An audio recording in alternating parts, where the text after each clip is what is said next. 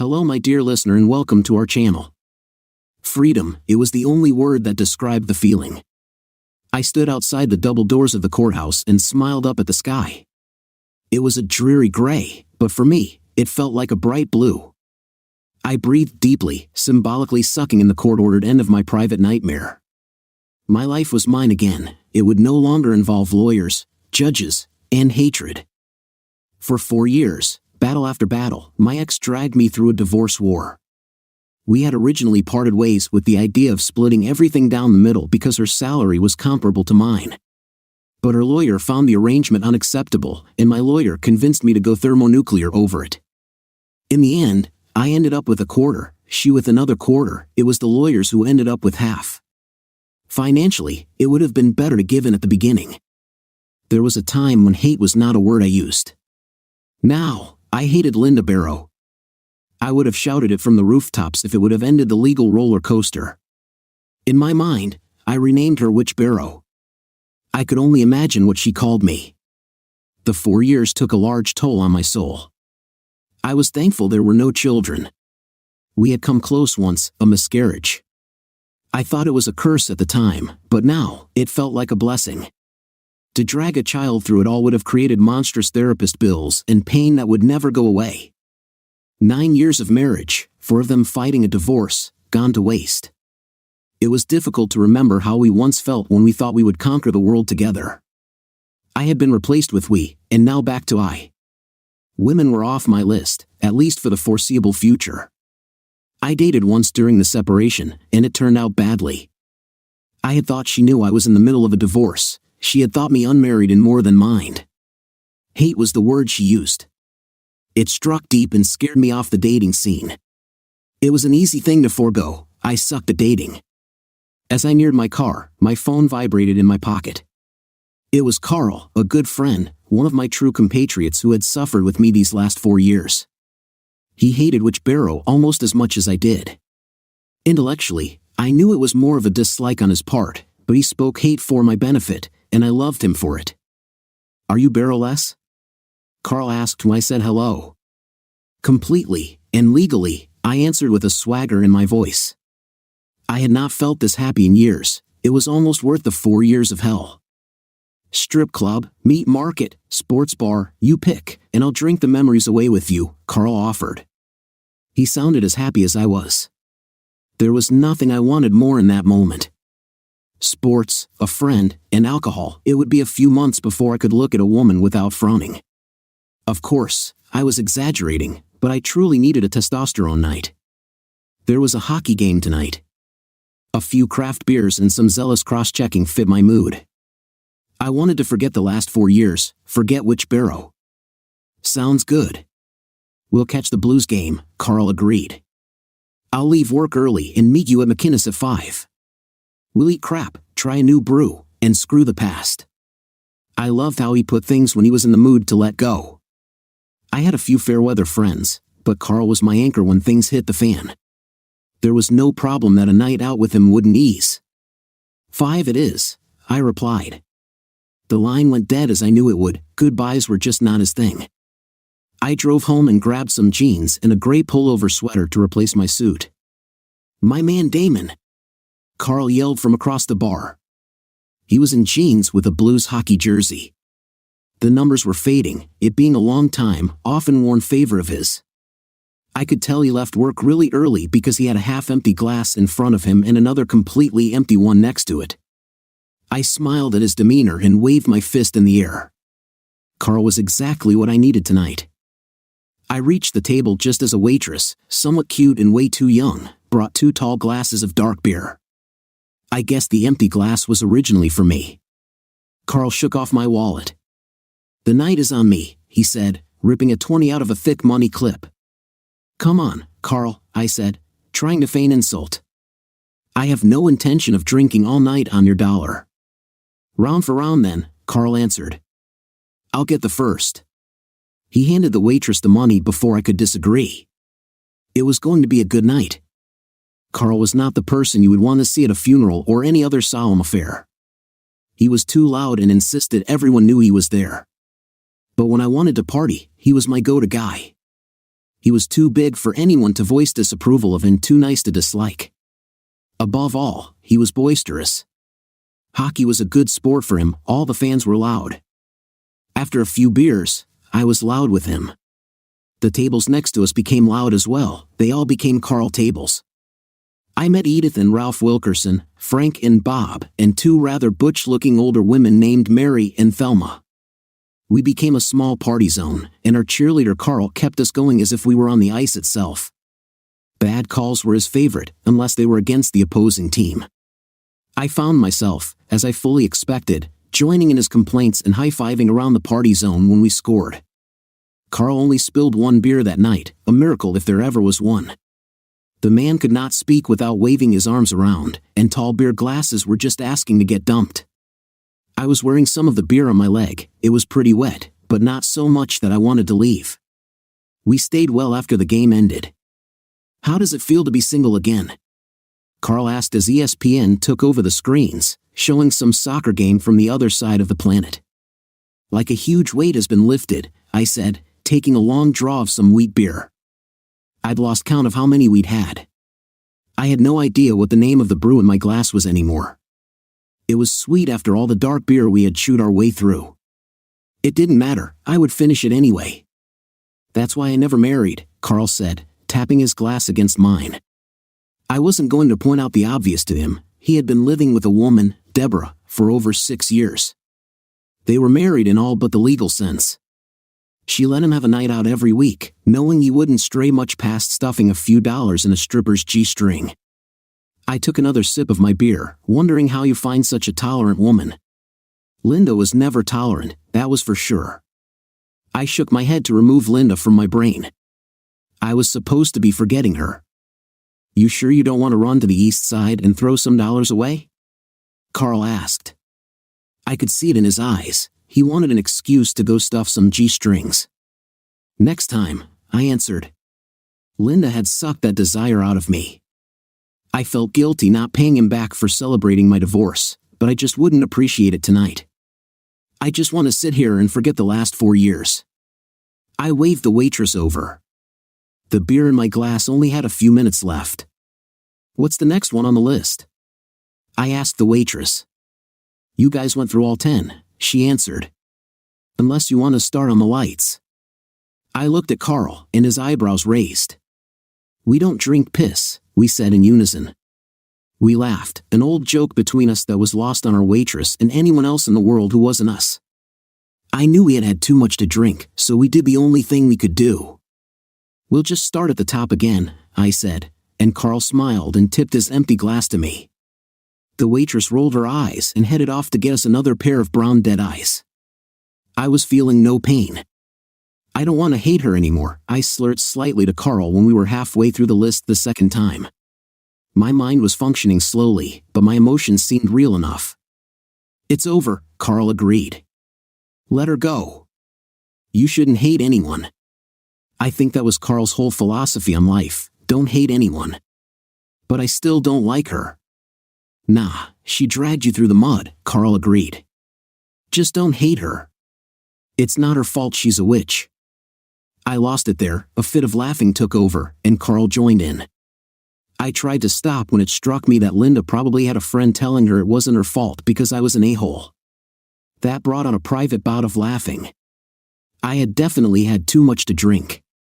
It was Carl who made my stupor happy instead of sullen. It was sad, really. Linda and I had loved each other once. There was no reason but human idiocy to move to hate, some strange desire to find fault not our own, and in time, making it our own. No, I would not hate Linda, the witch barrow. I would move to indifference. It was over, and hate would only hurt me more than her now. "Carl," I said with drunken truth, "I love you, buddy." We clinked glasses, and for some reason, they didn't break, we definitely hit them hard enough. I drained my glass and ordered water. It was time for a little detox. I thought carefully about getting into my car. I had stopped drinking almost an hour ago and was fully hydrated. I walked a straight line when no one was looking and didn't stumble. I probably shouldn't have gotten behind the wheel, but I didn't feel impaired. I had no trouble selecting the unlock button by feel on the key fob. Having to struggle to unlock the car was usually the sign that indicated my mind was off. I started the car, pulled out my phone, and synced it with the onboard system. I rolled through a bunch of songs until I found Jewel. Sometimes you just need a sweet voice to soothe you. Her voice always left me craving more, like a book you wished wouldn't end.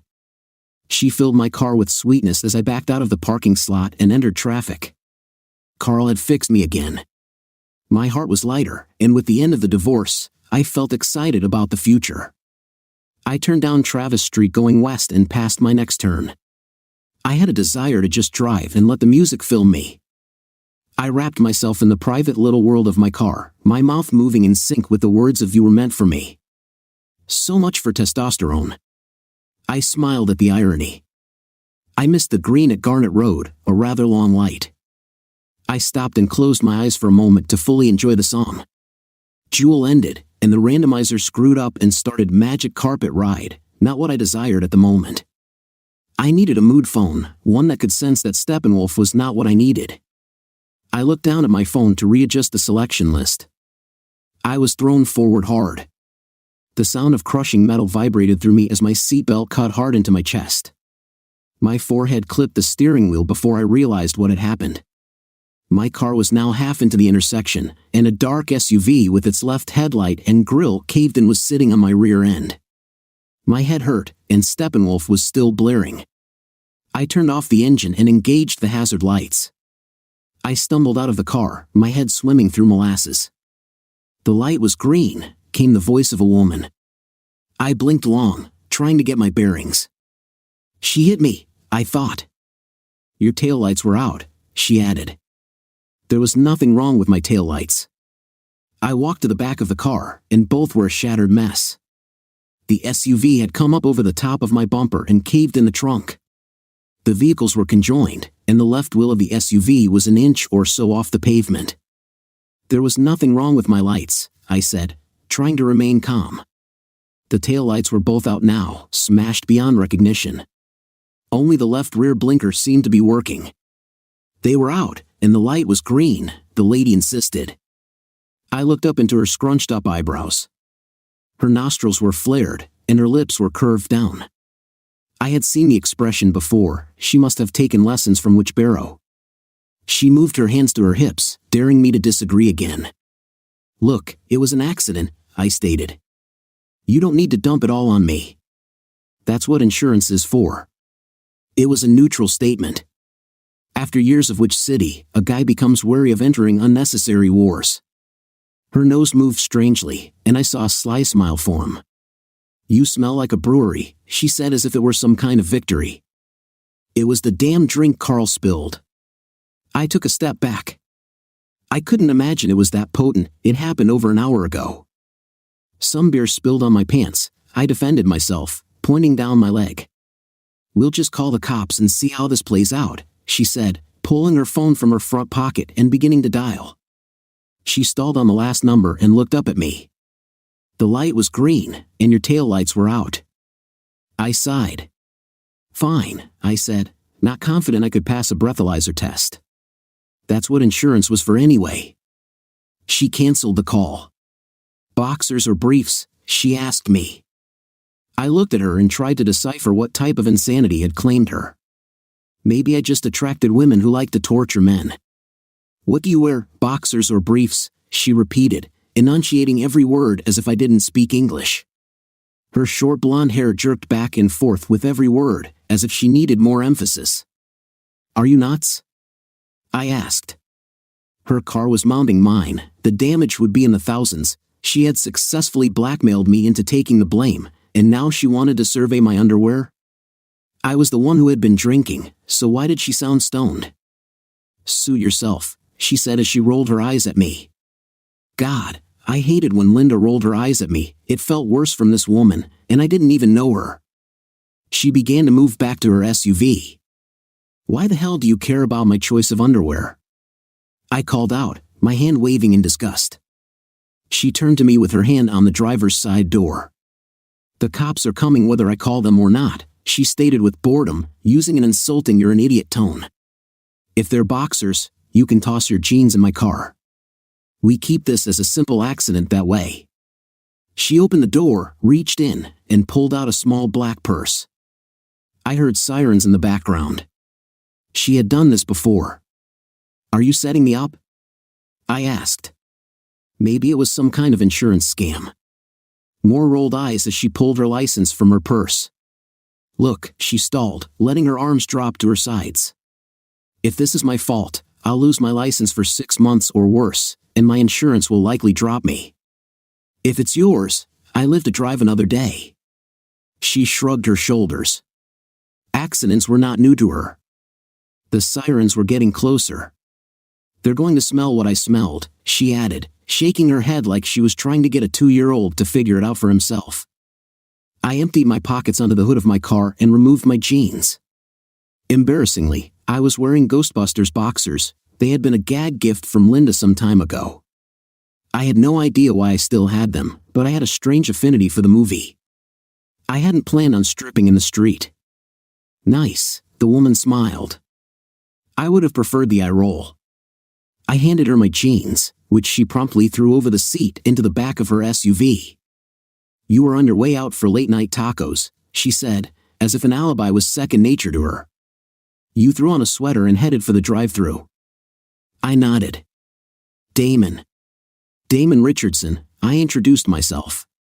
"Ghostbusters fan." I got a chuckle out of her, at least. It was better than the eye roll. "Rebecca Morrison," she responded.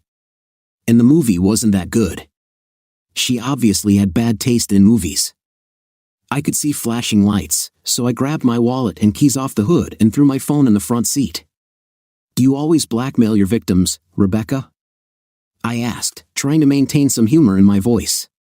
It was easy, considering I was standing in the middle of a dark street wearing Ghostbusters underwear. Thank God they didn't glow in the dark. "Sorry, I have no choice."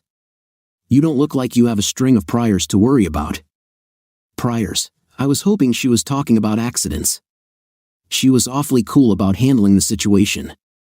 She retrieved a mint from her purse and handed it to me. I popped it in my mouth. She seemed prepared for every contingency. I was wondering why I didn't hate her. I should. She was screwing up my night fairly well. The police car pulled up behind us, lights spinning, illuminating my underwear. Our cars were blocking the lane and protruding into the intersection. Someone must have called since we were an obvious hazard. "Anyone hurt?" the officer asked loudly from behind his door, one foot still in the car. We both shook our heads and said, "No."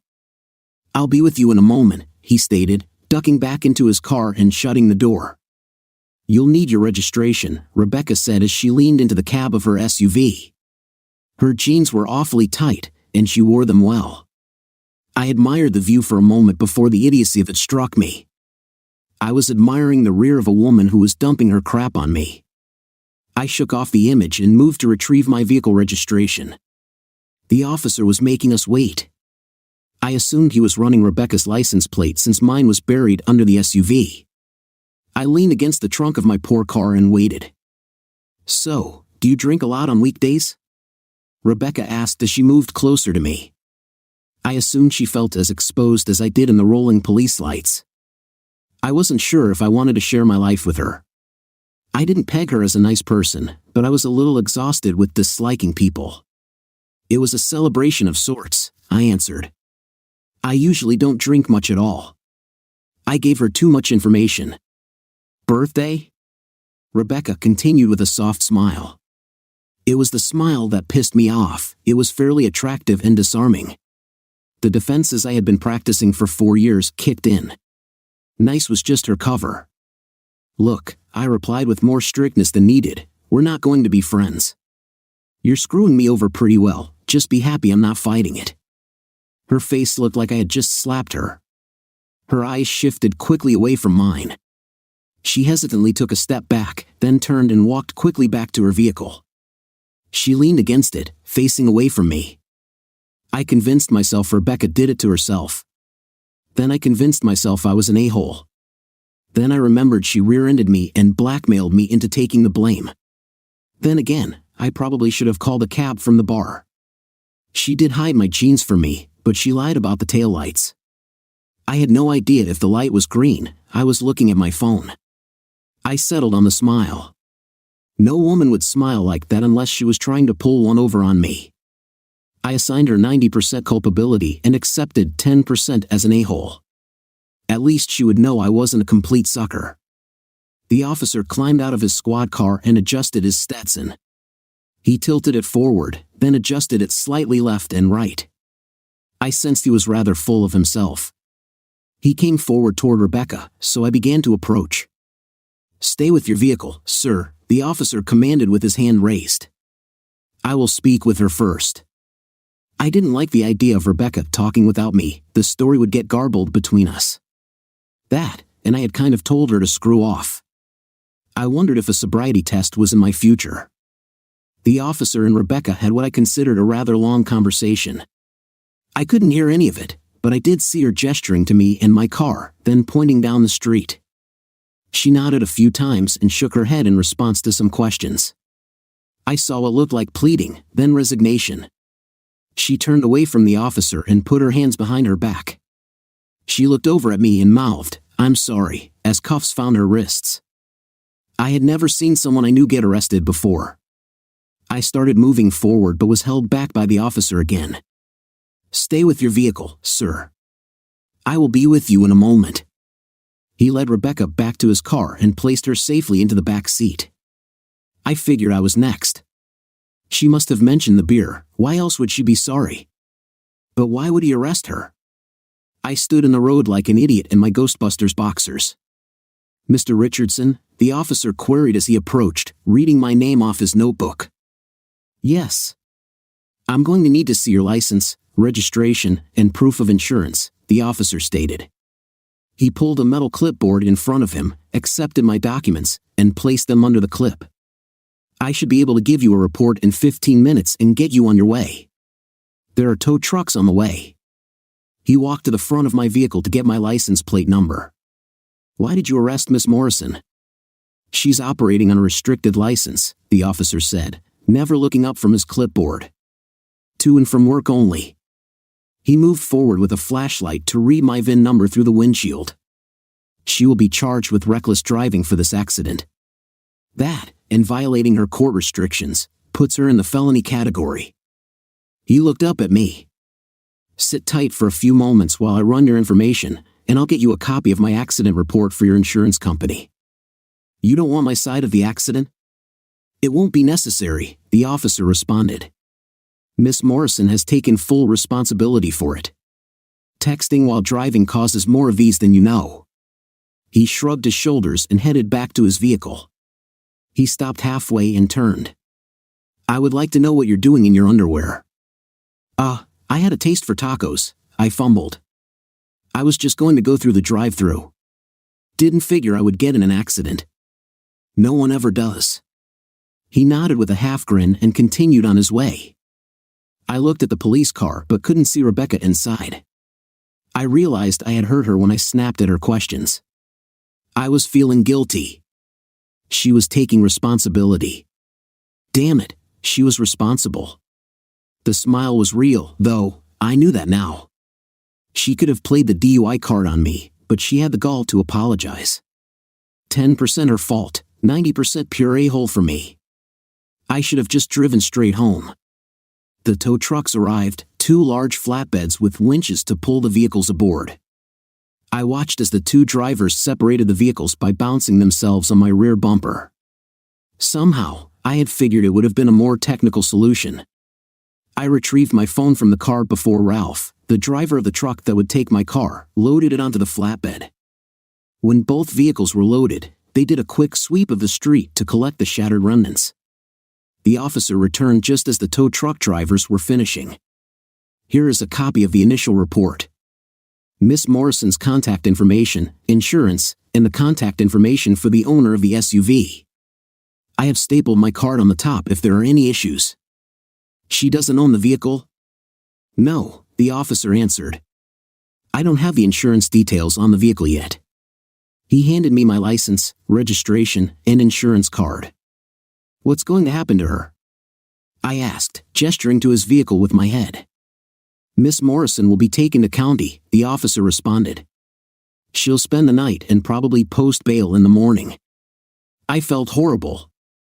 I knew I shouldn't, but I did. I misinterpreted the smile. I had to try to forget it wasn't my fault she rear-ended me. Why did I feel so guilty about her going to jail? It was the Barrow effect.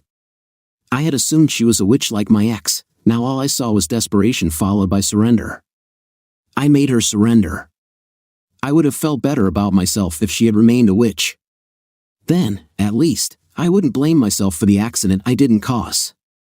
Ralph drove me and my car back to his garage business.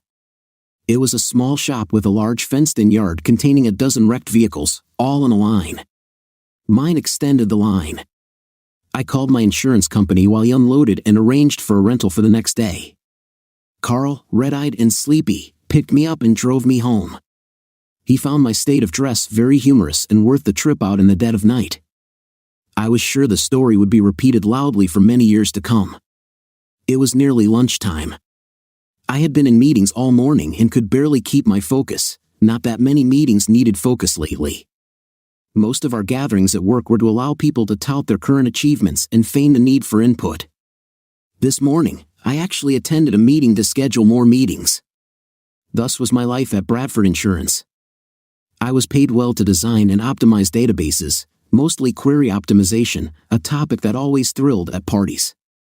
The work had become easy over the years, almost non-thinking. I was good at it and found it like riding a bike.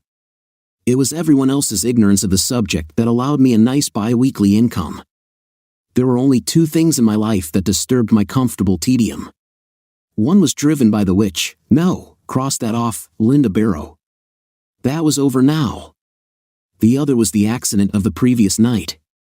It had my mind drifting during the meetings. I still was not sure how to measure my a-wholeness. I was unable to force myself to accept that none of it was really my fault. Rebecca brought it on herself. Every time I thought about it being her fault, I'd see her smile. I thought it was a con used by a smart woman, but it had warmth, not malice in it. Her lips mouthing sorry at me. I had hurt her more than she had hurt my car. I returned to my cubicle and caved into my own self-wrought guiltiness. I found the number for the county lockup online and, after 3 aborted attempts, punched in the number. I wasn't sure what I expected, but I needed to know Rebecca was okay. Most likely, I would never see her again anyway. County Corrections, how may I help you? The voice was more pleasant than I expected. For some reason, I had anticipated a depressed-sounding voice, something akin to sticky misery. Hi, I said, trying to collect my thoughts. I had never called a prison before. I'm calling about Rebecca Morrison. I heard some keyboard work. How may I help you, sir? The kind voice asked again. I wasn't sure. Why did I call? I wanted to make sure Miss Morrison had made bail, I replied. I guess that was what concerned me. I wanted to ensure everything wasn't as grim as it appeared last night. No, sir, the voice responded. Miss Morrison is still here with us. Crap. Why did I call? It made me feel worse, not better, as I had intended. I sighed and decided to sink deeper into the quagmire. May I speak with her? I can take a message to her, sir, the voice, clearly practiced in these requests, responded. She will have to return your call. I wasn't sure she would return my call. No, thank you, I replied and hung up. I took a deep breath and stared out my window. A phenomenal view of the parking lot greeted my eyes, though I didn't really see any of it. It had taken me 7 years to wrangle a cubicle next to a window, and now I just took it for granted. It wasn't my fault, I told myself as I stood. This is really stupid, I muttered under my breath as I got into my car. I'm a stupid idiot, I reminded myself out loud as I pulled into the county lockup. I would like to post bail for Rebecca Morrison, I told the clerk at the gated window. The waiting room, if that's what it was filled with plastic chairs they must have sourced from the DMV. They were lined up in 2 rows as if there would be a lot of people waiting. I was the sole person there. The clerk pointed to a door off to the side and pushed a button under his counter. A buzzer sounded, the lock clicked, and I opened the door without instruction. Cattle are trained in such ways. Like at a bank, a row of teller positions, each with a next window sign, was lined up along the counter. Only one position was open, but no clerk was waiting. I walked up and waited. So much for the cordial phone conversation I had earlier. My opinion of the lockup lowered greatly. It was a few minutes before a small woman with gray hair sauntered up. "May I help you?" the woman asked. My grandmother used to do up her hair like hers, all curly and shaped perfectly round. I suspected she spent a large portion of her government paycheck on maintaining it. "I would like to post bail for Rebecca Morrison," I repeated for her benefit. The woman reached below the counter without looking and retrieved a form. She typed in a few things on a keyboard and nodded. Then I heard a laser printer behind her kick on. She handed me a pen and pushed the form to me. "Fill in everything above this line." She pointed at a thick black line about 3/4 down the page. She retrieved the paper from the printer and returned to me. "It's $3,000, cash, money order, or credit card." My heart took a little jump. I had been thinking a few hundred. I tried not to look shocked as the woman stared at me. I should have asked while I was on the phone. "Of course," I responded as I retrieved my wallet from my back pocket. I handed her my credit card while trying to hold my hand steady. This was a truly stupid idea. "There is a 5% non-refundable service charge on credit cards," she informed me. I noticed she took the card before she told me. I did quick math in my head. 15, no, $150, and I didn't even know if Rebecca would skip on the $3,000 to boot. I was a complete fool. I filled out the form as the woman ran my card. My hand was shaking, and my left eye had a twitch that didn't seem to want to stop. Name, address, phone number, in relation to the imprisoned. I was not sure what to put on the relation line. Friend seemed inappropriate since I had clearly told her I wasn't. Certainly not family. Acquaintance seemed the most likely. Then I smiled and wrote victim. Screw it. I had to sign at the bottom to attest that I understood the bond would be forfeited if Rebecca failed to show up at any of her appointed court appearances. I was committed, so I signed. The lady returned, had me sign a charge receipt, stapled it and the paper from the printer to my form. She took an official stamp, inked the bottom of the form, and signed it. She lifted the form and looked at the sheet from the printer. "Please take a chair in the waiting room," she pointed to the door I had entered. "Miss Morrison will be with you shortly." She turned and walked to a small room where another clerk was busy with a pile of papers. That was the quickest $3,000 I had ever spent. I returned to the waiting room and sat on one of the plastic chairs. It was 20 minutes before a buzzer sounded and a door farther down the room opened. Rebecca exited slowly, her eyes red, her blonde hair disheveled. She had not slept well. I stood and began to worry about what I would say. I had no good answers for why I would stupidly help her. "You paid my bail?" She had stopped walking and stood about 10 feet away from me. I could see concern in her eyes. Maybe she thought I expected something. It felt wrong. I answered poorly. "I don't know why, but I didn't want you to spend the day in there." Her head tilted slightly as she considered what I said. "You will go to court, right?" I added. My $3,000 still weighed heavily on my mind. I think it was the wrong thing to ask. I saw her eyes water, and I began to rethink what I couldn't unsay. Rebecca moved toward me, her bottom lip trembling. She entered my personal space with no reservations and hugged me. "Thank you for not hating me," she said, and then the floodgates opened. I could do nothing but hold her. I hadn't been anyone's shoulder to cry on in a very long time, and I was out of practice. Nothing I could think of to say seemed appropriate. She was a blank slate to me, and prison didn't seem to be the only thing she was crying about. Something deeper was wrong. I should not have come. She knelt into her own Carl. "Can I give you a lift home?" I asked softly. The closeness was uncomfortable, and I needed to get back to work. Rebecca wiped her eyes and broke the embrace. The absence of her arms around me was strangely disconcerting. Maybe I shouldn't have spoken quite so soon. "I'm sorry for last night," Rebecca admitted, her remorse evident in her hazel eyes. I was desperate and not thinking clearly. I'm not normally a witch. She gave me a half smile, a weak, non-confident smile that wrapped her apology. I wasn't at my best either, I said. My last words to her had been misguided. I was doing it, apologizing to the woman who rear-ended me. I had no spine. Maybe Linda had ripped it out of me when I wasn't looking. I have to get back to work. Can I drop you somewhere? I asked again. I'm not sure, Rebecca said. Maybe my sister's. The maybe was disturbing. She must have seen the confusion on my face. I was staying with a friend. Her expression looked shy, and her cheeks reddened. That was her SUV last night. She isn't answering my calls. Homeless. I was in deeper than I had envisioned. Your sister's, then, I said with a false smile, gesturing toward the door. The quicker I could drop her off, the better I would feel. I had already done the white knight thing and repaired my soul. It was time to exercise my spine. Rebecca smiled and led the way to the door, which I opened for her. I tried not to notice how well she filled out her jeans. I needed more backbone. Rebecca pulled out her phone and fiddled with it as we walked.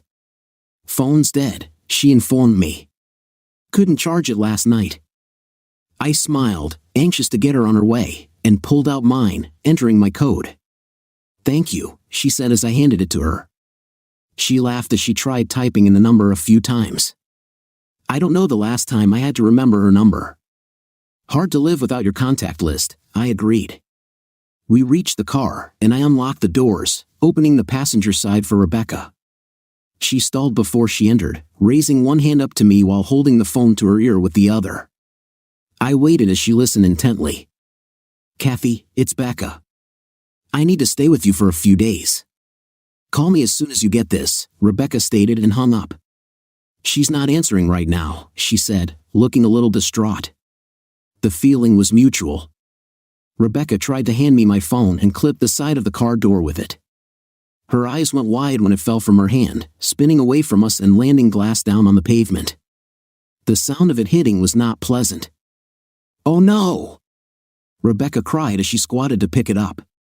I closed my eyes, knowing what the ugly sound meant. Oh no, Rebecca said again as she turned the phone over in her hand. I am so sorry. Her voice sounded choked. I opened my eyes.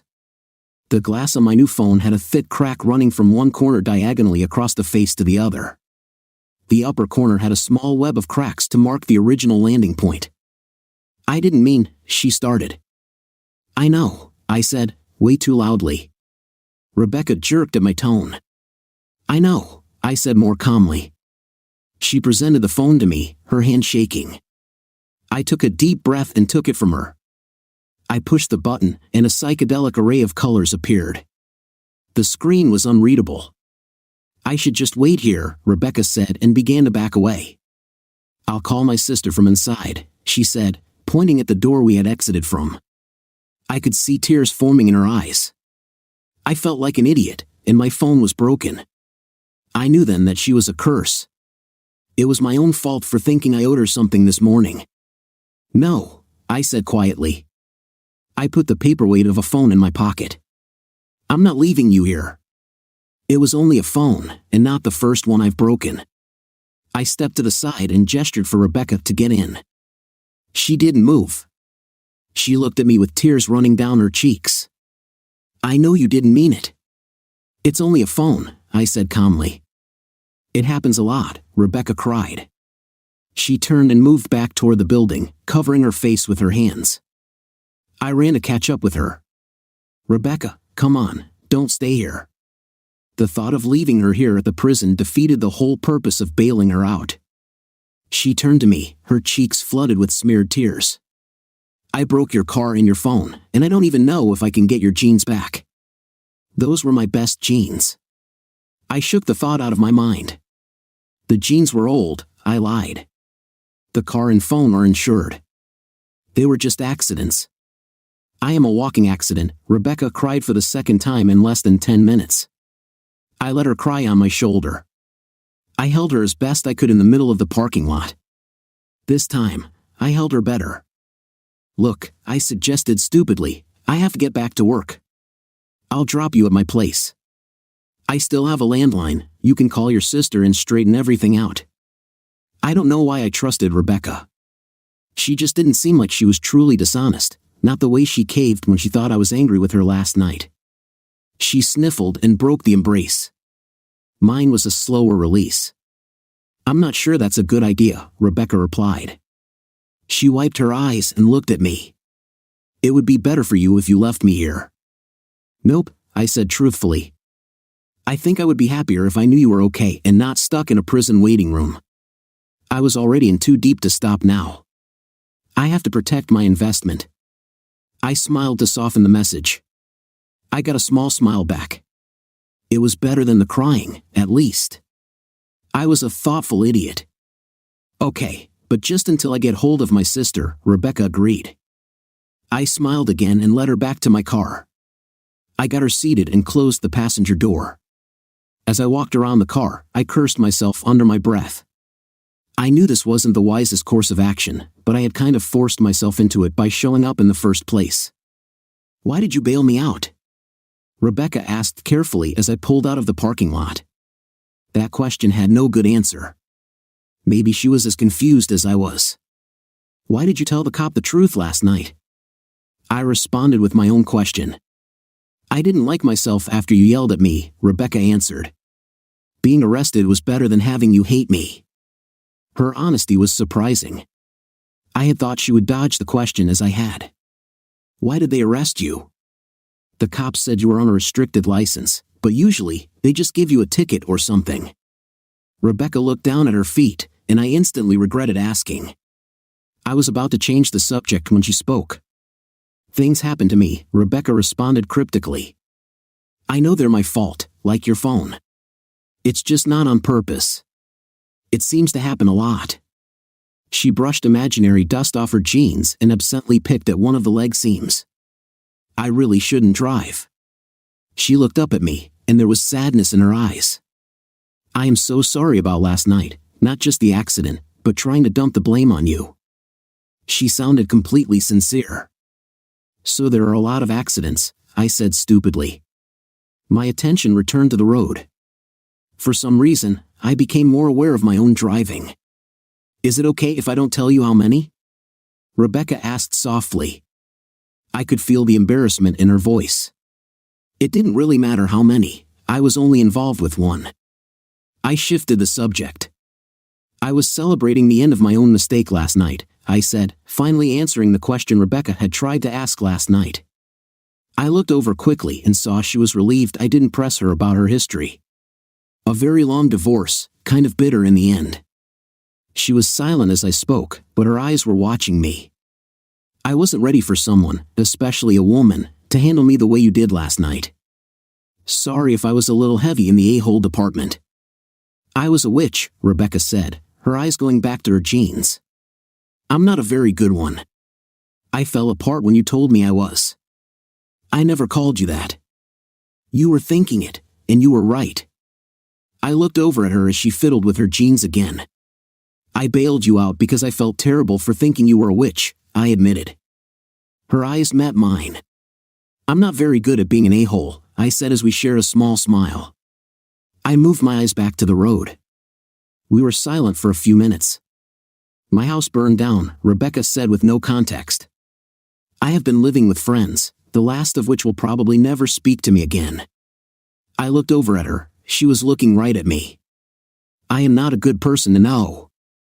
I wanted desperately to ask her about her house burning down. She was warning me, but it felt insulting to ask. I probably lost my job for not showing up to work today. The best thing that has happened to me in years is the guy I rear-ended bailing me out of jail. I was a little stunned at Rebecca's revelations. I wasn't sure how to respond to something like that. I thought Linda had driven my life into the dumpster, but I had been living the high life compared to Rebecca. At least I had Carl. Stupidly, I held my hand out to Rebecca.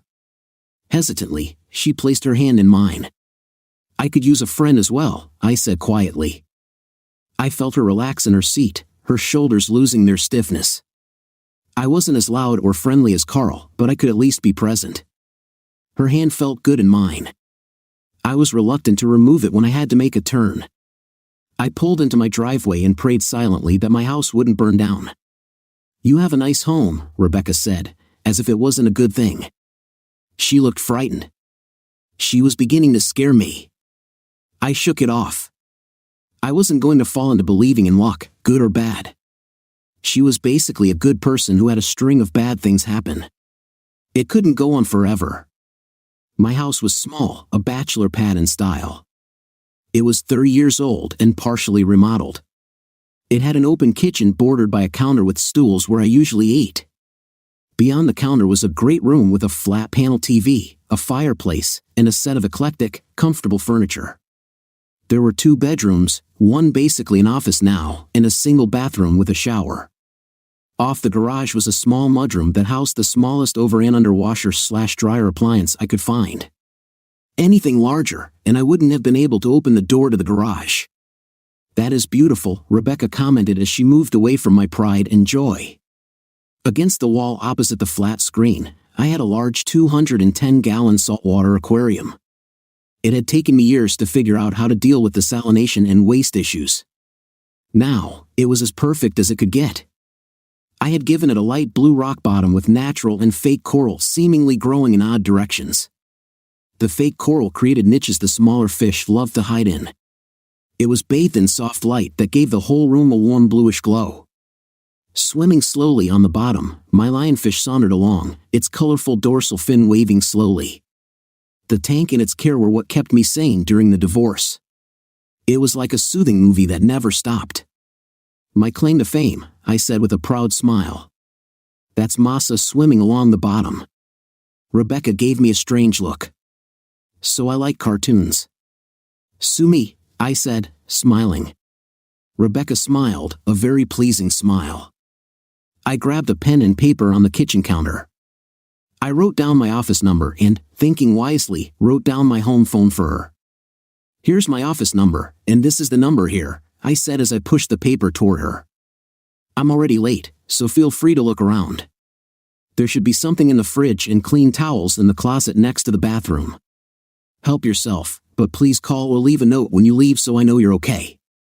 Rebecca smiled at me, sat on a stool, and looked at my note. "Thank you so much, Damon. I'm glad it was you I ran into last night." It was meant well but sounded terrible. She lost her smile and looked at me with concern. "You know what I meant. If I had to run into—" "I know," I laughed. "The feeling is mutual." There was that wonderful smile again. "I'm late," I reminded her as I hurried out. "Thank you," Rebecca shouted again as I left. I was late to work, driving a rental, my phone was shot, and my best pair of jeans were lost. I had known her for less than a day, why didn't I hate her? More meetings. I barely made it to the first on time, and another had been added to my schedule during lunch. At least the second didn't have me staring at a useless PowerPoint presentation. I actually earned my keep during the last meeting. A large batch query some fool devised was taking too long to execute every night. I looked it over, devised an index, broke it into 2 queries, and brought it down to a 30-second job, not bad for processing a couple of 100 million rows. To me, it was a no-brainer. To the guy who coded the initial query, I was a lifesaver. His first attempt ran over 3 hours, essentially multiple full table scans with heavy temporary table creation. I accepted the praise and kept my secrets to myself. Sometimes I was good at being an a-hole. I was back at my desk around 3 when the phone rang. "Damon Richardson," I answered. "Damon, it's Rebecca." I cringed and let out a breath. I didn't hear any sirens in the background, so maybe my place wasn't on fire. "I can't reach my sister. I've tried a bunch of times, but she hasn't called me back. Do you think you can drive me to a hotel when you get back?" My jaw relaxed, and I flexed it. The idea that she was still at my house wasn't a bad one, in fact, it was kind of nice. "Why don't you make dinner and spend the night?" I offered. "In trade, I have 2 bedrooms. "Dinner?" Rebecca responded. She sounded less than excited about the idea. "Sure," I continued. There are noodles in the cabinet above the dishwasher and some jars of spaghetti sauce next to them. I figured boiling water wasn't going to do any serious damage to the house. I shook the possible disasters out of my head. She'd do just fine. Are you sure? I've been here longer than I should already. I smiled to myself. Maybe not long enough. I don't know about you, but I'm starving, I said in a light tone. I missed lunch, and it would be wonderful to have a hot meal waiting when I get home. I suddenly felt like I was talking to my ex back when we were still talking. My thoughts were a little cross-wired. Okay, I can do spaghetti, Rebecca replied, and I heard the smile in her voice. It brought one to my lips. What time will you be home? Now she sounded like a wife. About 5:30. I'll see you then, Rebecca said cheerfully. I was about to hang up when I heard her voice again. Damon, do you have an old t-shirt I can wear? I'd like to take a shower and wash my clothes. Bottom left-hand drawer of the dresser in my bedroom. Thanks. Why was I so happy she would be home when I got there? So far, knowing her had been a disaster. It had been about 3 hours since she had broken something of mine.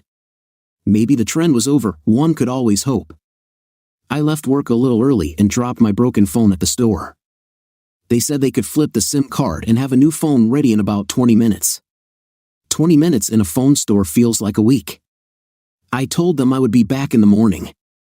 For the price I pay for the warranty, you'd think they would have a phone ready and waiting just in case. When I entered the house, my nose was greeted with a heavenly scent. It was spaghetti, but not the kind that comes out of a jar. This smelled like it had flavor. Rebecca was smiling when I entered the kitchen, looking simply wonderful in my Stay Puft Marshmallow Man t-shirt. I had to laugh as she modeled it with a little twirl. It was a little short but covered all the basics. I found your spice rack, Rebecca said proudly. I gave the sauce a little kick. Smells wonderful. Nothing seemed to be broken, and there were no flames. Not that I really expected damage, but it was just nice that there wasn't any. Is that bread I smell? Yep. Hillbilly bread, Rebecca said, then peeked into the oven. It was obviously not done yet since she closed the door and went back to stirring the sauce. Hillbilly bread? I had to ask. Rebecca looked at me and smiled. Regular white bread, a little butter, garlic salt, and sprinkled with cheese. It tastes good with spaghetti. I think that's what's filling the house with that smell. Ingenious. My sister made it for me when I was young, Rebecca said as she peeked into the oven again. This time, she grabbed an oven mitt and pulled out a pan of toast. It was golden brown with yellow running through it. She flipped off the oven, which I took as a very good sign. I think we're ready. What do you want to drink? Why not wine? I have a few bottles and never have a chance to drink them. There are some wine glasses above the stove. I realized the problem with my statement as soon as I said it. Rebecca turned and reached high to open the cupboard. In my mind, I saw broken glass on the stove as she went on her tiptoes. I almost said something, but then my eyes shifted. Broken glass no longer concerned me.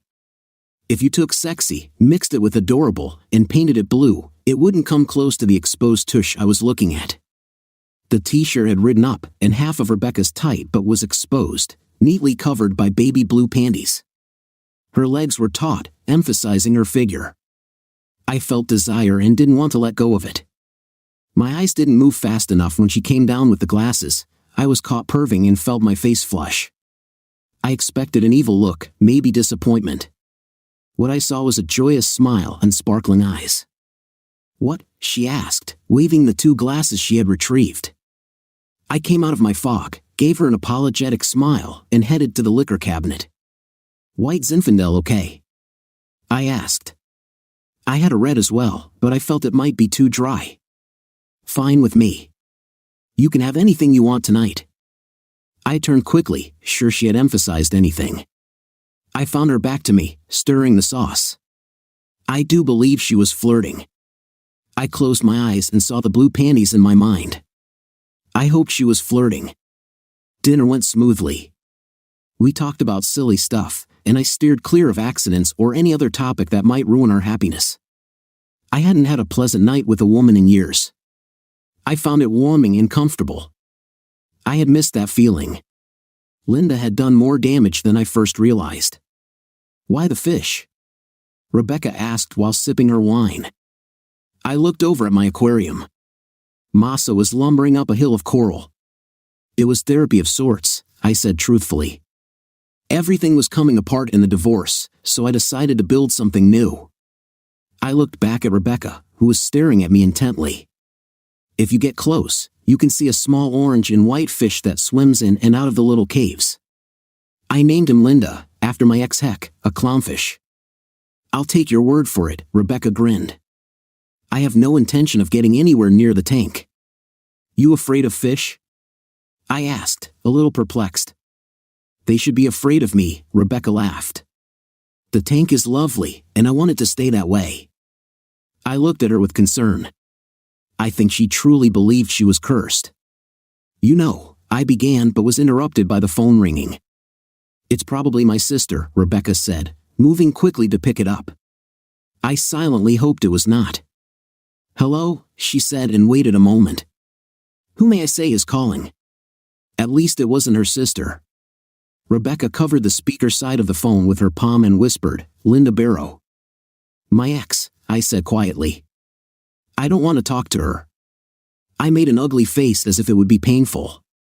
Rebecca smiled and nodded. I'm sorry, he can't come to the phone right now, Rebecca said. The way she spoke sounded sensual.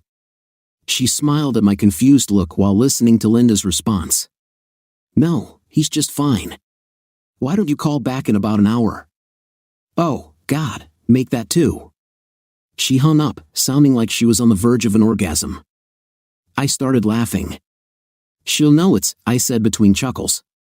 Doesn't matter, Rebecca said, overly proud of herself. A woman just knowing there's another woman here willing to answer is enough. I laughed again. She was right. Linda would be envious. It was small of me to like the idea, but I liked it nonetheless. Your insurance company called her, thinking it was still your number, Rebecca said. She was calling to make sure the accident wasn't serious. Knowing Linda, she was more likely hoping it was very serious. Well, you were wonderful, I said, tipping my wine glass toward her. And the meal was wonderful. There was that smile again.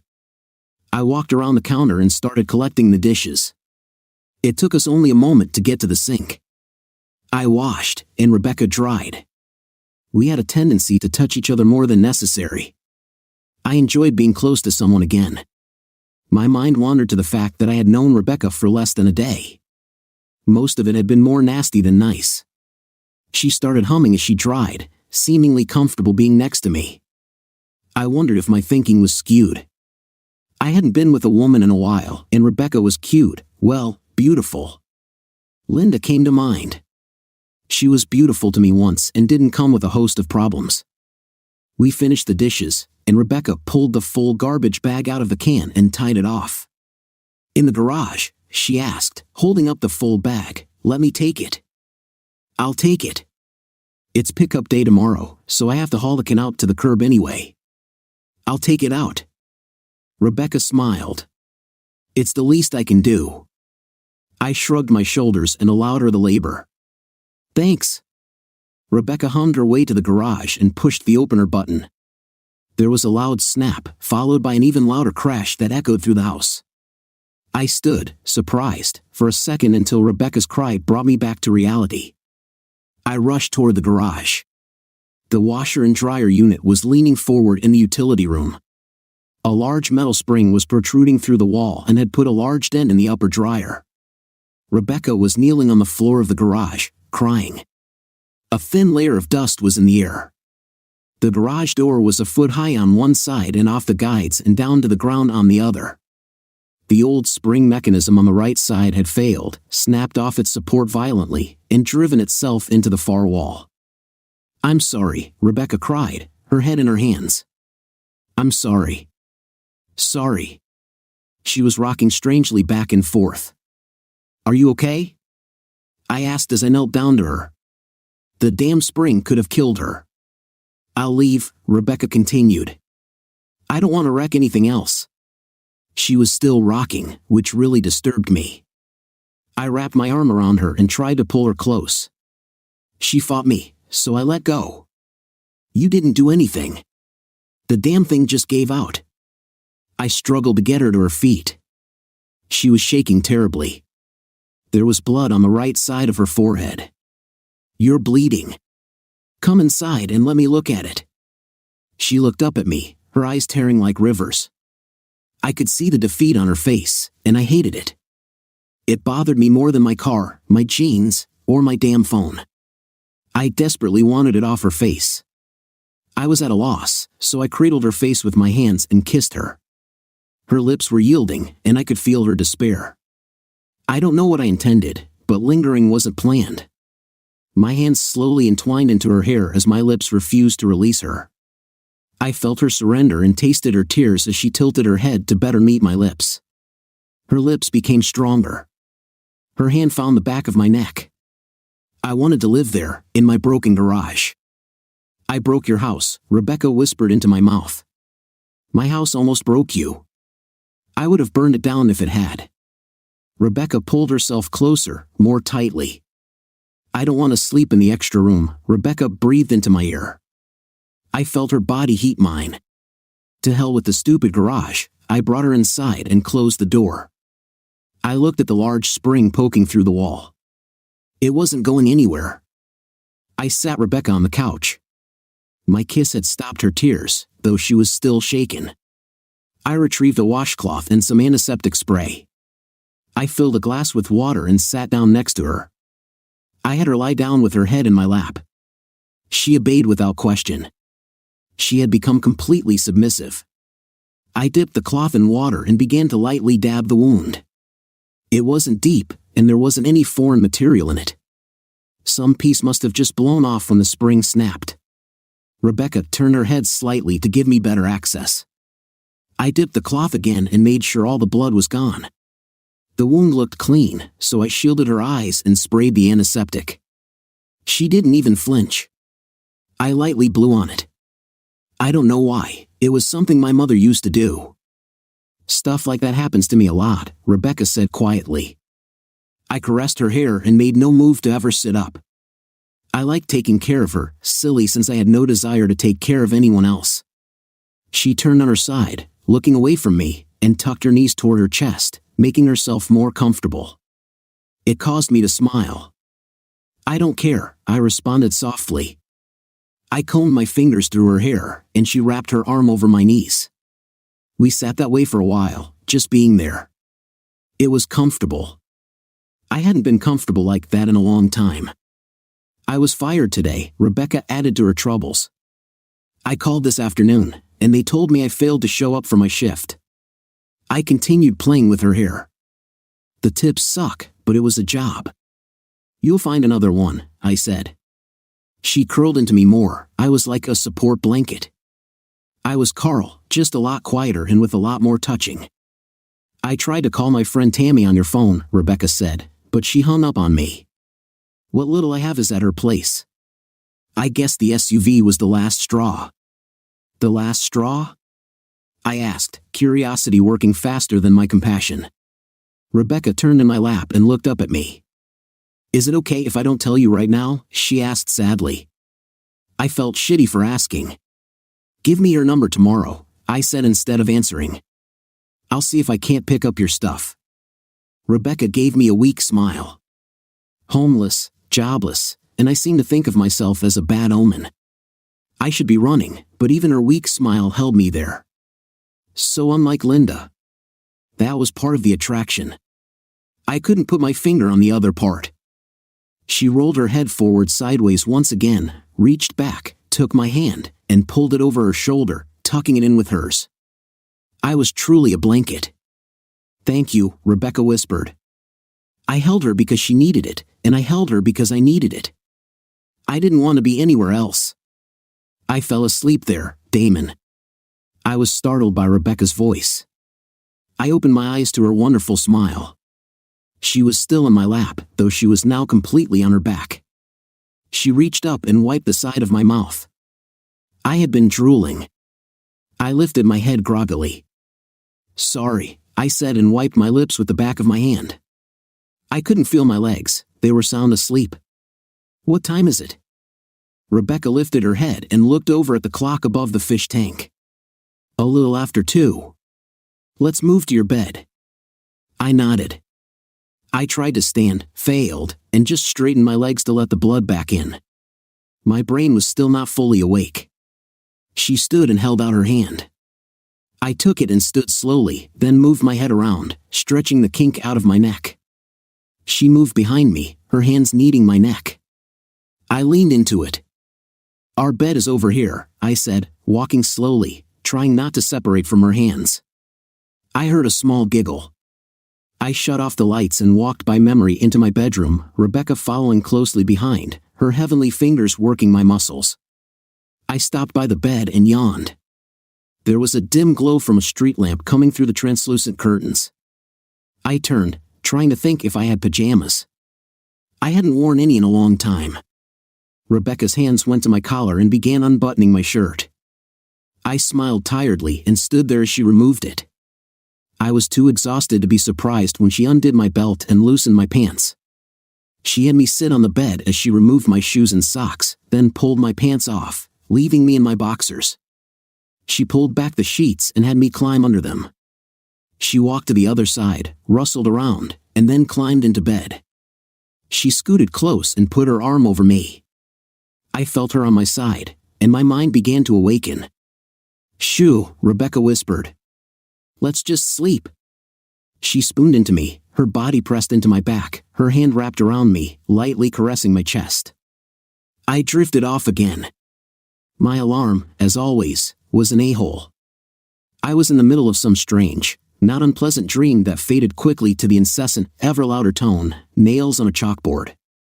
I reached over and slapped the clock a few times until my hand found the snooze. I rolled onto my back, my eyes still closed, and the rich aroma of coffee teased my nose.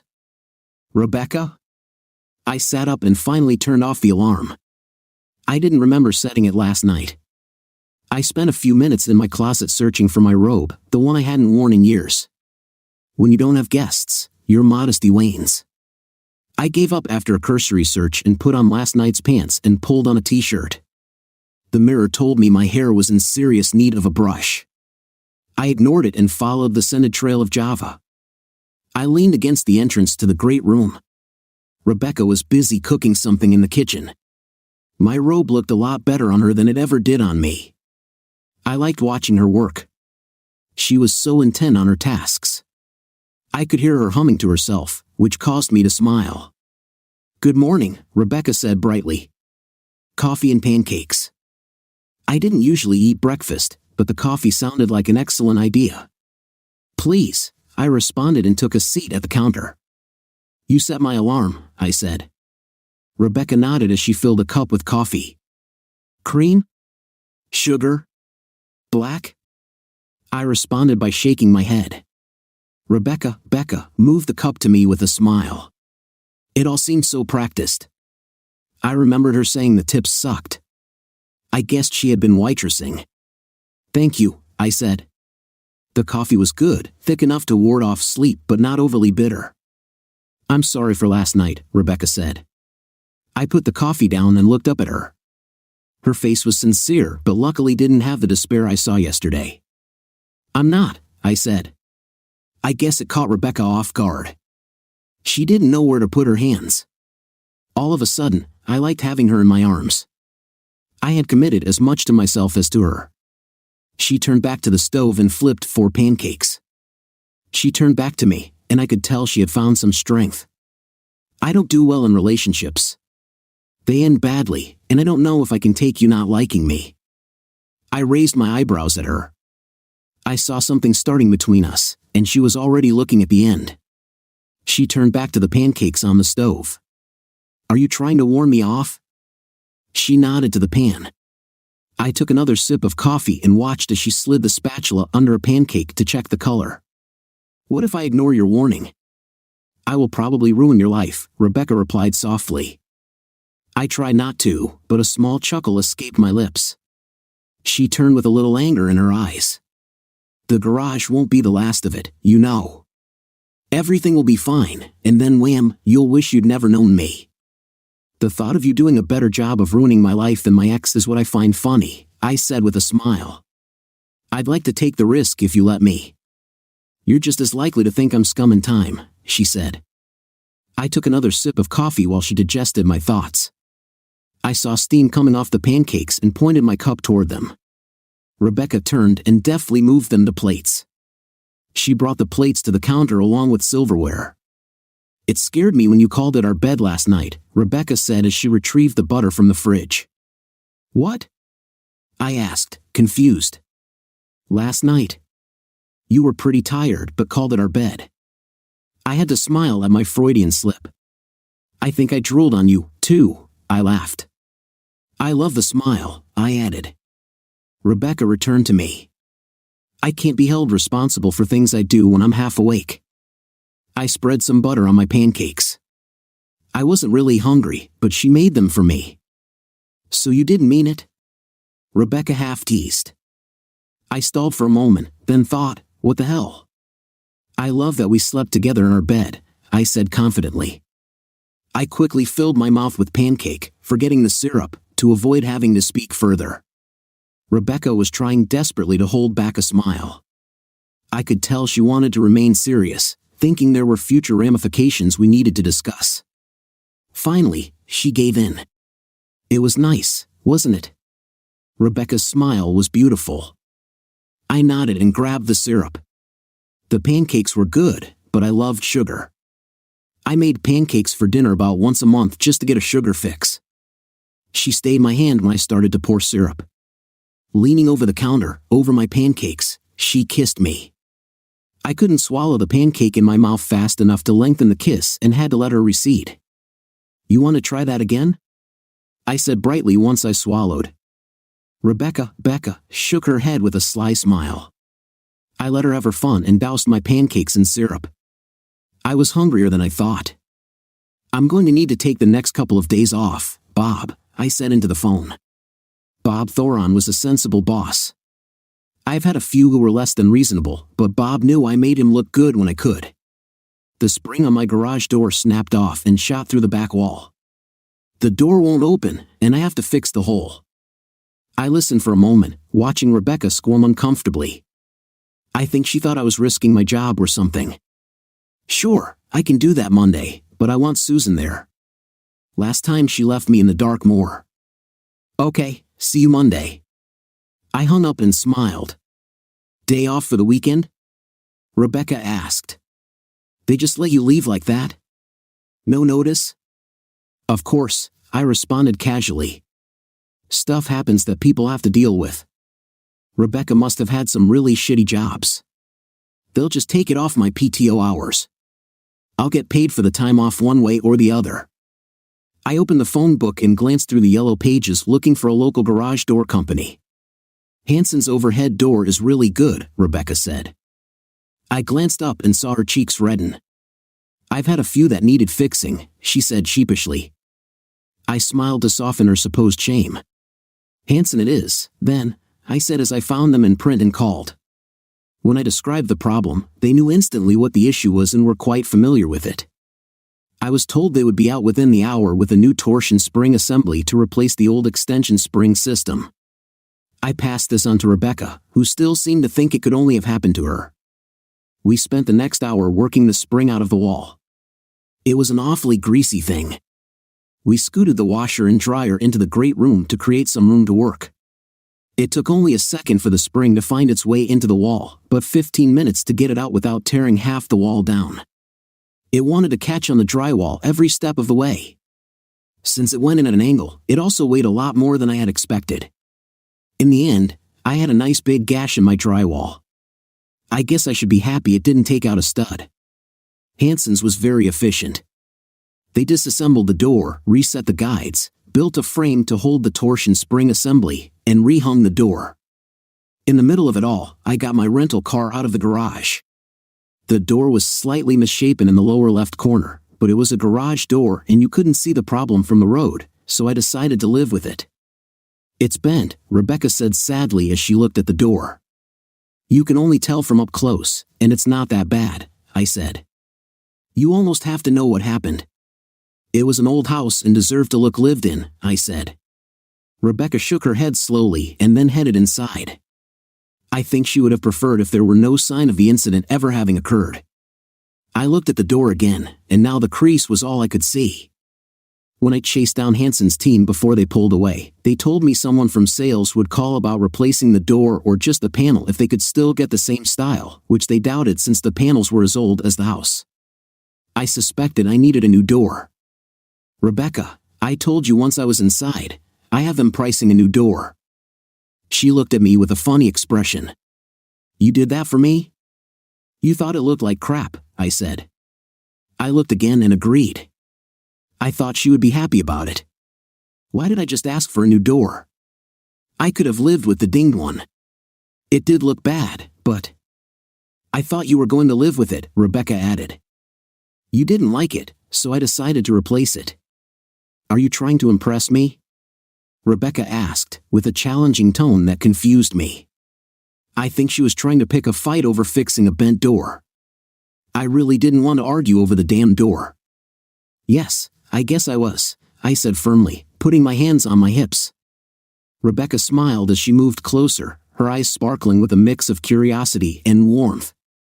I'm impressed, she said, leaning in to kiss me. This time, I was ready. I gently pulled her closer, our lips meeting in a tender, lingering kiss. The connection was deep, and I could feel her heartbeat sync with mine, a warmth spreading between us. Oh, Rebecca breathed as she stepped back slightly, a bit surprised. That was more than I expected. I sensed that she needed a moment, so I softened my touch, resting my hands gently on her hips, wanting to keep the closeness without rushing things.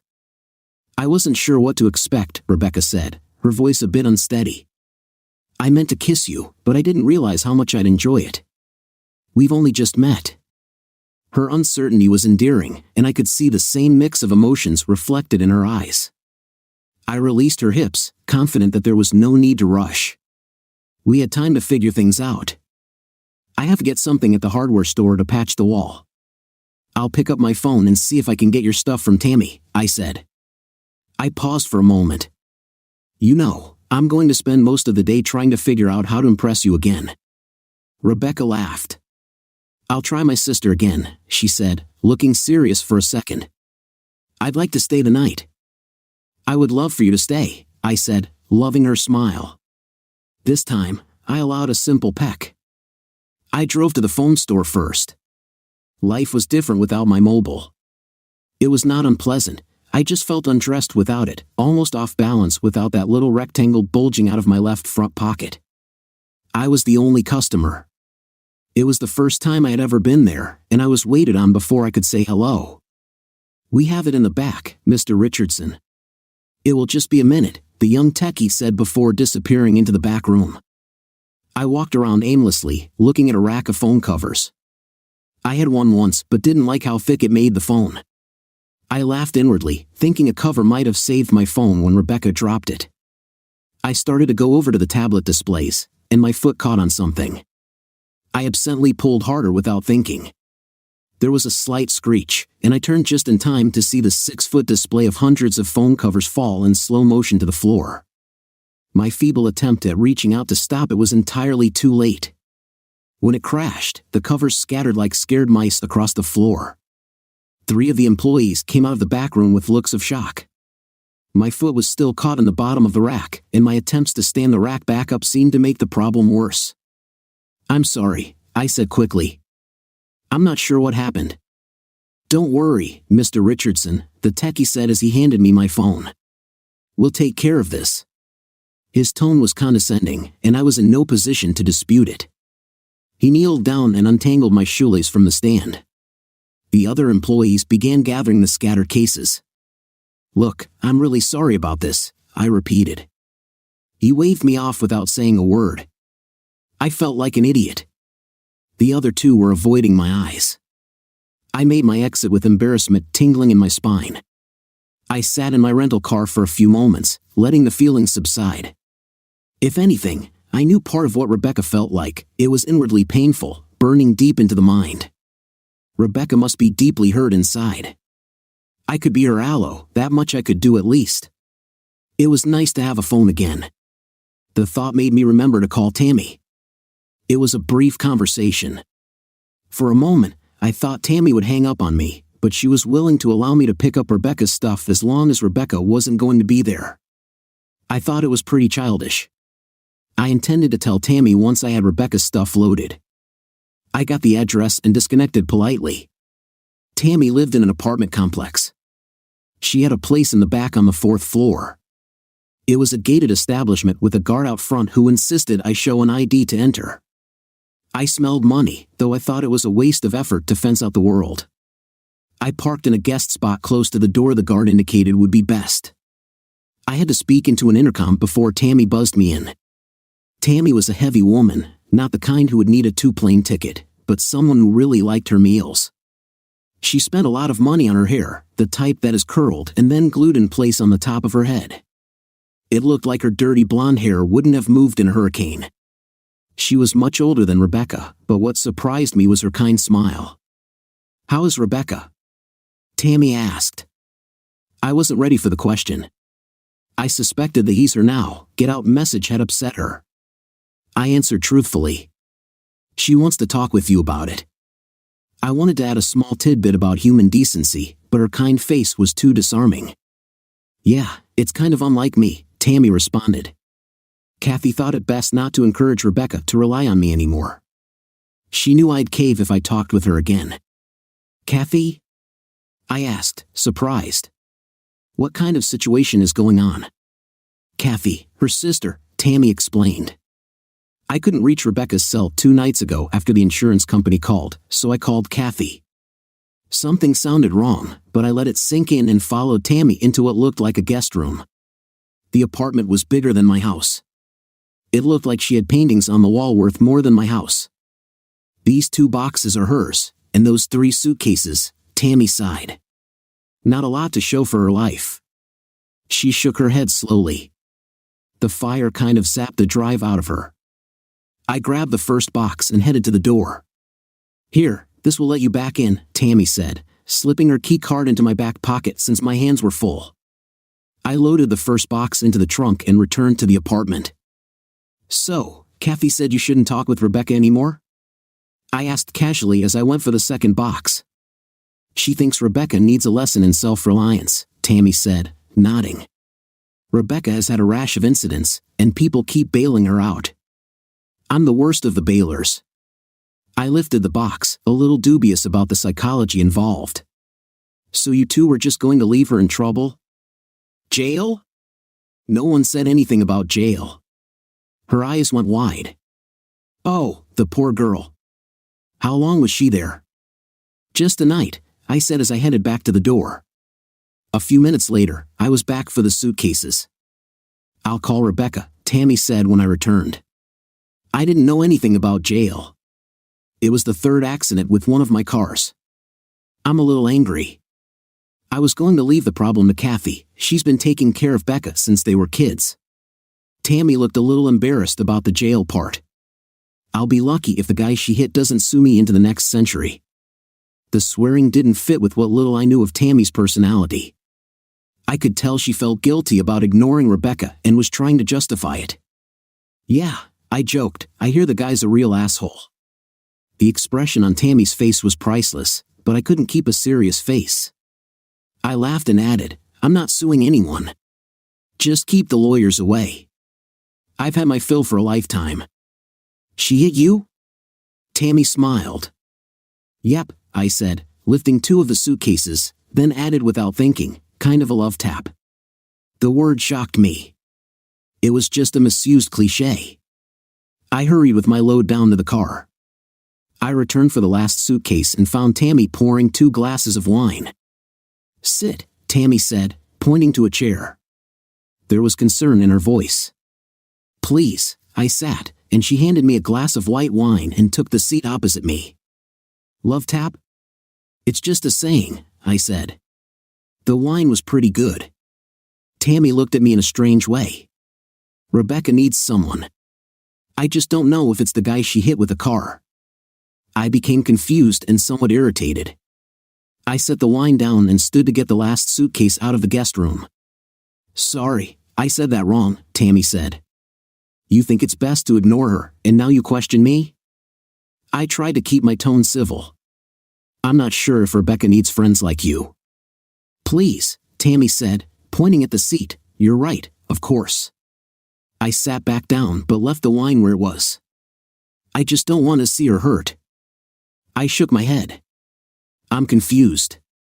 She's old enough to make her own decisions. I looked around the apartment at the art and expensive furniture.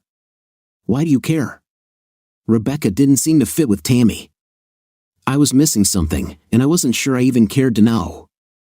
I was friends with her mother, Tammy admitted. Very good friends. When she passed away, I promised to keep an eye on Rebecca. That's all. So you ignore her? I wasn't sure I wanted to be there any longer. Tammy sat back in her chair and studied me for a moment. What do you do for a living? Tammy asked, ignoring my question. Excuse me? I said as I stood again. I think I'll just finish loading and be on my way. I had no idea why she switched to interrogation mode. None of it made any sense, and I decided I would prefer ignorance. I moved to the guest room and retrieved the last suitcase.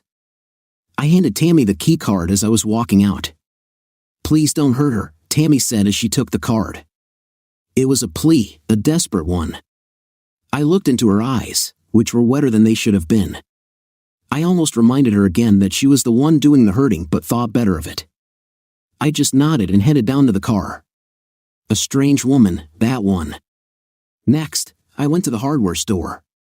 I talked with someone who seemed knowledgeable and then gathered joint compound, someone preferring strips, mesh drywall tape, and a quarter sheet of drywall. I had to laugh. The quarter sheet cost almost as much as a full sheet. My mudding skills left a lot to be desired, but the hole was behind the washer and dryer. If it wasn't perfect, nobody would know. I came home to find the house smelling like a pine forest. The kitchen was sparkling clean. I could see myself in the stainless steel handles of the appliances. I called out to Rebecca and heard a weak reply from the bathroom. I found her there, inside the shower, scrubbing away at my years of hard water stains. What are you doing? I asked. Rebecca was wearing another of my old t-shirts, and I could see she had worked up a sweat. She smiled when she saw me. I'm just repaying your kindness. Besides, your bathroom was a little gross. You don't have to do that, I said, looking at the gleaming sink and pristine toilet. I couldn't remember the last time the shower doors were fully transparent. I'm not going to stop you, though. It looks so damn clean. I guess the bathroom was a little gross. I opened the shower door. Thank you, I said, giving her a gentle kiss. Her hand, damp and smelling faintly of soap, reached up to the back of my neck, drawing me closer as our lips met again. There was a brief, tender connection before she laughed, noticing my near slip as I stepped into the shower. Careful, Rebecca said with a light-hearted smile, giving me another quick peck. Then, her expression grew more serious as she looked into my eyes. I want to spend tonight with you. It might feel a bit soon, but that doesn't matter to me. I smiled, my blood rising more than it should. I quelled my impatience. I'll start on the hole in the wall, I said as I stepped carefully out of the shower, trying hopelessly to keep my mind on the job. I loved Rebecca's sly smile. I turned and walked back to the garage to unload the car. All I could think of was her. She was becoming more attractive as her confidence increased. I kept trying to imagine what was under that t-shirt. I wondered if her panties were still blue or if she had changed to another color or none at all. My mind was a sewer, and I wanted so much to wallow in it. I measured the hole and cut a rectangular piece of drywall to cover it. I placed the piece over the hole and traced around it with a pencil. I used a handsaw to enlarge the hole to fit the piece perfectly. I cut 2 furring strips a little taller than the hole and screwed them to the inside of the drywall on both sides of the hole, thus building a frame to attach the piece. I put the piece in the hole and screwed it to the furring strips. I was overly proud of my work. You've done this before? Rebecca asked, coming up behind me as I was working. Nope. The guy at the hardware store told me how to do it. I won't even tell you what I was planning before I talked with him. Looks professional, Rebecca complimented. I put mesh tape around the seams where the drywall patch met the wall. The phone rang. It was finally Rebecca's sister. No, Kathy, I'm fine. No, I am staying here tonight, she said, looking up and smiling at me. I knew what that smile meant. Damon Richardson? No, he picked me up yesterday. Rebecca's eyes rolled as she talked. It's not like that. No, well, HEK, kind of. The guy I rear-ended? No. Rebecca brought the receiver away from her ear and gave me a frustrated "I currently dislike my sister" look. Rebecca listened for a moment longer, then covered the phone with her hand. She wants to meet you, she whispered. I shrugged my shoulders and nodded. Okay, sure. Rebecca continued with her conversation. Tonight, Rebecca looked back at me. I nodded and pointed at the kitchen counter. How about dinner here? Rebecca nodded and proceeded to give the address. A moment later, she sighed and hung up the phone. Sorry about that. Kathy is kind of protective. I smiled so she would know I didn't mind. What should we make? I asked. I had little in the way of good dinner food. I could do pancakes, spaghetti, and cannelloni, but those didn't seem appropriate. Shopping trip, Rebecca said in agreement. With a 4-day weekend, there was no reason to finish the hole today. I cleaned up the mess, covered the half-repaired hole with the washer/dryer, and took Rebecca to the grocery store. Some women brighten when you take them to a jewelry store, while others find a shoe store the greatest experience. The grocery store was Rebecca's destination of choice. Her whole demeanor changed when the doors swished open. She didn't even turn around to look at me when she pointed at the carts. I grabbed one and followed her. Rebecca was a closet gourmet, and I was her lackey. Watching her shop was simply amazing. Her brain held some menu, and she seemed to know exactly what she needed. She grabbed some lettuce, both butterhead and red leaf. I pointed out the convenient bags with lettuce already ripped into nice, edible bites. Rebecca laughed, not with me, but at me. She gave me a quick kiss to soften the chastising. She gathered some red cabbage, raisins, walnuts, and a small container of raspberries. Not the iceberg and ranch I was used to. I always liked raspberries, so I was going to remain open to the strange salad concoction. We picked up a 2B sirloin tip roast. She added cayenne pepper and olive oil to the cart. I was informed I already had the other necessary ingredients at home, though I don't think she meant we had to go back. Back to the salad dressing aisle, it seemed we had forgotten red wine vinegar. I was busy reading the vinegar label, wondering why it was so special, when I felt a pair of arms circle me from behind. A pair of happy lips kissed my neck. Thank you, Rebecca said softly. For what? I asked, hoping she wouldn't let go of me. Everything in allowing my sister to come for dinner, Rebecca whispered. Her lips tugged on my ear, and her hands caressed my chest. I almost dropped the vinegar. I tried to turn in her arms, but she released me and took a step back with a devious smile. You teasing me? I warned with the best intentions. Yes, was all she said, though her eyes made promises. The story continues in the next video. Link to part 2 in the description of this video. Thank you for watching and for your